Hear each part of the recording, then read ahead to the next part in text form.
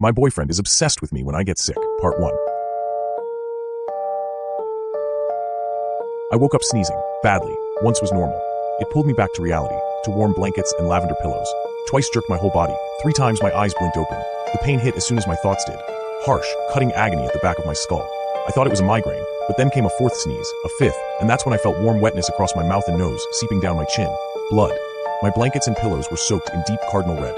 I found my voice. Daniel. My boyfriend's name came out in a shuddery breath.